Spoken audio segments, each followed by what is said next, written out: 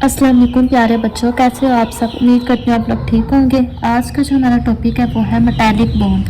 ठीक है, तो चलिए स्टार्ट करते हैं। The characteristics shown by metals. सबसे पहले मैं आपको बता दूँ कि मेटल्स कहते किसको है। ठीक है, मेटल्स उर्दू ज़ुबान में इसको कहते हैं धात। ठीक है, तो जैसे कि गोल्ड है, जितनी भी हम ज्वेलरी वेयर करते हैं ना, गोल्ड की, प्लेटिनम की, सिल्वर की, वो सारा मेटल है। इसके अलावा इलेक्ट्रॉनिक्स हैं, इलेक्ट्रॉनिक्स में मोबाइल, लैपटॉप, टीवी वगैरह आ जाते हैं। ठीक है, व्हीकल्स, गाड़ियों वगैरह में ये जितना भी सारा कुछ है ना, जैसे किचन का सामान हो गया, बर्तन, ये सारे मेटल से मिलकर बने हुए हैं। ठीक है, तो आज हम मेटल्स के बारे में डिस्कस करेंगे। The characteristics shown by metals are very different from those of ionic and covalent compound. वो कह रहे हैं कि जो मेटल के जो कैरेक्टरिस्टिक्स हैं, जो खसूसियात हैं, वो आयनिक से और कोवलेंट से मुख्तलिफ होती हैं। ठीक है, अच्छा, ये जो मेटालिक एटम है ना, इनकी जो आपस में जो बॉन्डिंग होती है वो और तरह की होती है।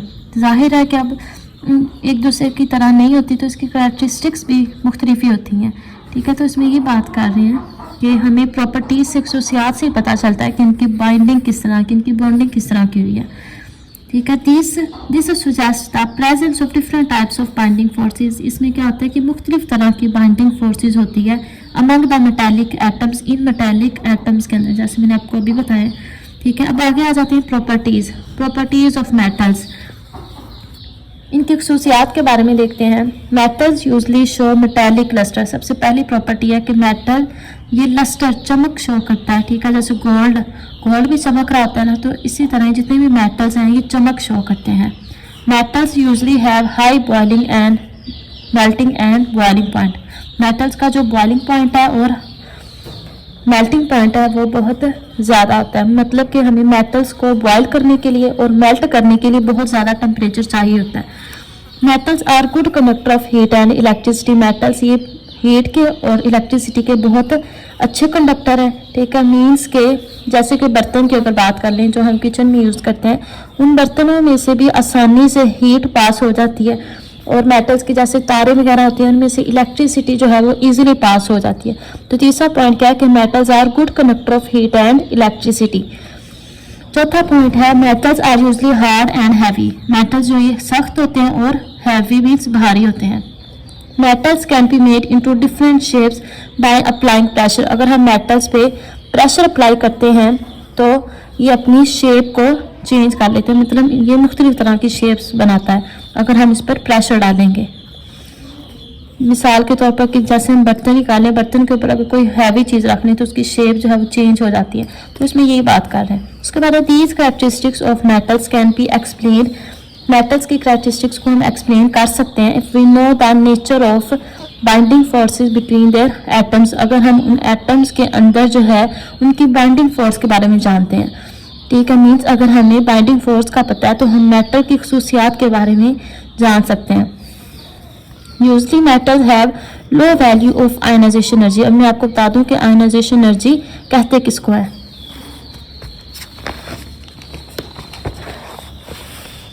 ये देखें, आयनाइजेशन एनर्जी कहते किसको है। Amount of energy required to remove electron. कि एनर्जी जो है वो चाहिए होती है इलेक्ट्रॉन को रिमूव करने की। ठीक है, इसको बोलते हैं आयनाइजेशन एनर्जी। जो इलेक्ट्रॉन इजीली रिमूव हो जाते हैं ना एटम में से, मींस उनकी आयनाइजेशन एनर्जी लो है। और कुछ एटम जो इजीली रिमूव नहीं होते एटम में से, वो उनकी आयनाइजेशन एनर्जी हाई होती है। ठीक है, एटम के अंदर न्यूक्लियस है, न्यूक्लियस के बाहर जो इलेक्ट्रॉन है वो रिवॉल्व कर रहा है, घूम रहा है। वो इलेक्ट्रॉन जब इजीली रिमूव हो जाता है तो हम कहते हैं इसकी आयनाइजेशन एनर्जी लो है। और अगर वो इजीली रिमूव नहीं होता, मीन्स उसका आयनाइजेशन एनर्जी हाई है। तो इसमें एक बात कर रहे हैं कि मेटल्स की आयनाइजेशन एनर्जी लो होती है, मतलब कि वो इलेक्ट्रॉन को आसानी से रिमूव कर सकते हैं। Their atoms can therefore lose their outer electron और इलेक्ट्रॉन्स इजीली। आगे भी वही बात करते हैं कि वो क्या करते हैं, एटम्स अपने इलेक्ट्रॉन को, आउटर इलेक्ट्रॉन को आसानी से रिमूव करते हैं। In other words the nuclei of metallic atoms. जो मेटालिक एटम्स के जो न्यूक्लियस होते हैं can not hold their outer electron firmly. वो अपने इलेक्ट्रॉन्स को मजबूती से नहीं थामे रखती। मेटल्स में क्या होता है कि जो आउटर मोस्ट इलेक्ट्रॉन होते हैं वो आसानी से न्यूक्लियस उसको पकड़े नहीं रखता। ठीक है, लूजरी होता है जिसकी वजह से कोई भी वहाँ से उसको आके हटा सकता है। For example in sodium metal, मिसाल के तौर पर सोडियम मेटल जो है, हर सोडियम एटम उसके इर्द गिर्द 8 और सोडियम एटम सराउंड घेरे हुए होते हैं। जैसे मैं आपको दिखाती हूँ, ये देखें, एक सोडियम एटम है, इसके इर्द गिर्द मजीद 8 और सोडियम एटम है, मतलब कि हर एटम के इर्द गिर्द मजीद 8 और हैं। Each sodium atom is surrounded by 8 other sodium atoms, ठीक है। The outer electron of these atoms move freely, कह रहे हैं कि इन एटम्स के जो आउटर इलेक्ट्रॉन है वो आज़ाद घूम सकते हैं बिटवीन द वैकेंट स्पेसेस, क्योंकि उनमें खाली जगह होती है, प्रेजेंट बिटवीन एटम्स, एटम्स के दरमियान में, ठीक है, because of the loose linkage they have with their nuclei, क्योंकि न्यूक्लियस के जो उनका जो न्यूक्लियस होता है उनके दरमियान वो लूजली अटैच होते हैं। वही बात बार बार कर रहे हैं कि न्यूक्लियस का अपने इलेक्ट्रॉन्स के साथ जो होल होता है वो बहुत वीक होता है, जिसकी वजह से इलेक्ट्रॉन को वहाँ से रिमूव करना बहुत आसान होता है। अगर न्यूक्लियस और इलेक्ट्रॉन के दरमियान अट्रैक्शन स्ट्रॉन्ग होगी, मजबूती से पकड़े होंगे, तो वो इलेक्ट्रॉन को रिमूव करना मुश्किल होगा। No electrons remain attached with any particular nucleus, वो कह रहे हैं कि कोई इलेक्ट्रॉन न्यूक्लियस के साथ खास अटैच नहीं होता, ठीक है। इंस्टेड, बजाय इसके, all the electrons at the same time, जितने भी इलेक्ट्रॉन्स होते हैं उसी टाइम में get attach with all the nuclei, किसी भी न्यूक्लियाई के साथ वो अटैच हो सकते हैं, क्योंकि वो फ्री हैं तो वो किसी भी न्यूक्लियस के साथ जाके अटैच हो जाते हैं, ठीक है। When all the atoms attract all the electrons collectively, जब तमाम एटम्स अट्रैक्ट हो जाते हैं तमाम इलेक्ट्रॉन्स के साथ, obviously they will be bound together, वो एक दूसरे के साथ फिर बाउंड हो जाते हैं, क्योंकि फ्री होते हैं तो वो किसी भी एटम के न्यूक्लियस के साथ जाके बाउंड हो जाते हैं electrons. A metal will appear to have a sea of electrons, अब मेटल हमें एक इलेक्ट्रॉन्स का समंदर नजर आता है, मेटल्स हमें ऐसे नजर आ रहा होता है जैसे उनमें इलेक्ट्रॉन्स का समंदर है, सी ऑफ इलेक्ट्रॉन्स है, in which all the nuclei of atom, जिसमें एटम की जो न्यूक्लियस है आर सबमर्ज्ड, मीन्स डूबे हुए होते हैं। मेटालिक बॉन्ड, अब यहाँ से तारीफ शुरू होती है मेटालिक बॉन्ड की। Metallic bond is therefore a type of chemical bond, ये केमिकल बॉन्ड की टाइप है which has positively charge ions, जिसमें देखें पॉजिटिव चार्ज आयंस होते हैं, बाउंड टूगेदर, जो कि बाउंड हुए होते हैं किसके साथ, मोबाइल इलेक्ट्रॉन्स के साथ, मतलब फ्री इलेक्ट्रॉन्स के साथ। पॉजिटिव चार्ज आयंस हैं वो किसके साथ अटैच है, नेगेटिव चार्ज मोबाइल इलेक्ट्रॉन्स के साथ। तो ये डायग्राम बनानी है, इसके साथ है यहाँ पर एक अलग से शॉर्ट क्वेश्चन बनता है कि मेटालिक बॉन्ड की स्ट्रेंथ के बारे में बताएं, वो किस किस पे डिपेंड करती है, ठीक है। तो strength of metallic bond depends on, तो ये क्वेश्चन यहाँ पर बनता है, the strength of a metallic bond depends upon 2 factors, 2 factors पे डिपेंड करती है मेटालिक बॉन्ड की स्ट्रेंथ, ठीक है। पहले कौन से हैं, the number of positive charge present on the positive ion, कि पॉजिटिव आयन पे पॉजिटिव चार्ज प्रेजेंट होना चाहिए, पहला ये फैक्टर है।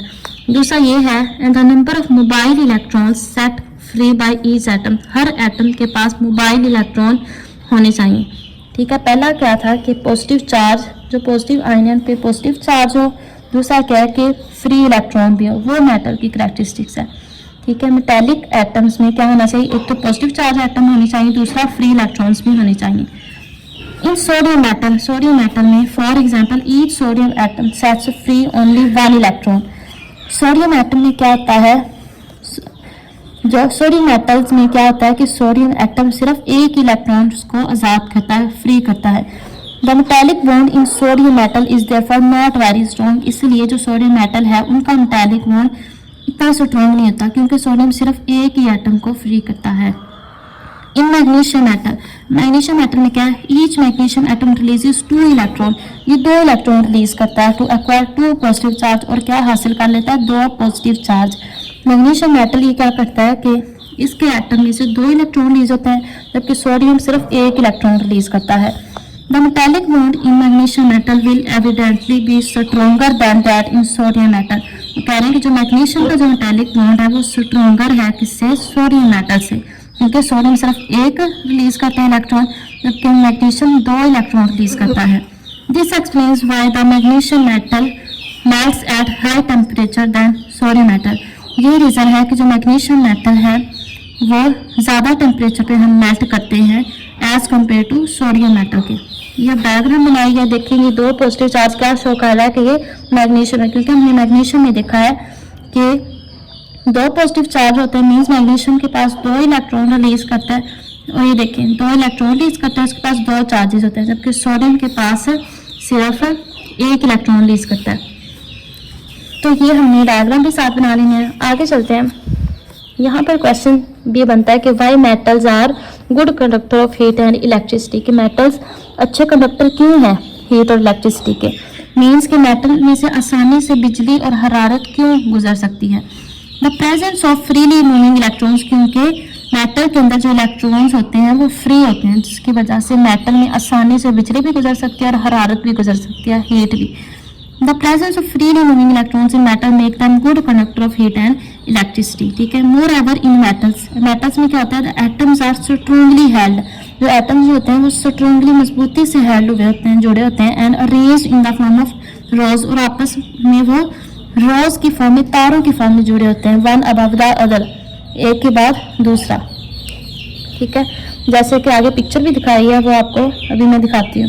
This arrangement makes them hard and heavy, इसकी जो अरेंजमेंट है बहुत मजबूती से जुड़े होते हैं, जिसकी वजह से मेटल जो है वो हार्ड होते हैं और हैवी होते हैं। हमने पहले भी डिस्कस किया हुआ है कि जो चीज़ आपस में, जो पार्टिकल्स, जो मॉलिक्यूल्स मजबूती के साथ जुड़े होते हैं ना, वही हमेशा हैवी होते हैं। जैसे गैस है, गैस के जो मॉलिक्यूल्स हैं वो दूर दूर होते हैं, जिसकी वजह से गैस हल्की होती है। और मेटल जैसे सॉलिड है, ये इसके जो मॉलिक्यूल्स हैं जिसको मजबूती से जुड़े होते हैं, तो इसलिए ये सख्त होते हैं। When pressure is applied on the metals, again वही बात की है जो हमने प्रॉपर्टीज में पढ़ी थी कि जब मेटल्स पे प्रेशर अप्लाई करते हैं, the upper rose of atoms, जो एटम्स की जो ऊपर वाली रो है वो स्लिप दूसरी रो के ऊपर स्लिप हो जाती है। मीन्स ऊपर वाली जो रो है वो नीचे वाली रो पे स्लिप हो जाती है। ये आगे डायग्राम में आ रही है, मैं आपको वो दिखाती हूँ। As a result the shapes are change, इससे क्या होता है कि उनकी शेप्स, शक्लें जो है वो चेंज हो जाती हैं। Metals can therefore easily drawn into wires and sheets, ये आगे यूज पूछा जाता है कि मेटल्स को हम आसानी से तारों में और शीटों में कन्वर्ट कर सकते हैं। ये जितने भी मेटल्स के ये सोलर पैनल्स वगैरह होते हैं, इनसे आप देख रहे होंगे कि इनसे तारें भी बनती हैं और इनसे से शीटें भी बनती हैं, जैसे कि सोलर पैनल्स की शीट्स हो गई, तारें जो हम घरों में इस्तेमाल करते हैं, तो ये सारा कुछ मेटल से ही बनता है। ये आगे डायग्राम भी दिखाई है जो हमने पीछे डिस्कस किया है कि एक तार दूसरी तार से मजबूती के साथ जुड़े होते हैं मेटल्स। अब जब इस पर प्रेशर डालेंगे, ये देखें जब हमने इस पर प्रेशर डाला तो ये वाली जो है वो इसके ऊपर स्लिप हो गई है। तो उम्मीद करती हूँ आपको इस टॉपिक की समझ लग गई होगी। अगर कुछ भी पूछना है तो आप कमेंट सेक्शन में पूछ सकते हैं। मिलता है एक नए टॉपिक के साथ, तब तक के लिए अल्लाह हाफिज़।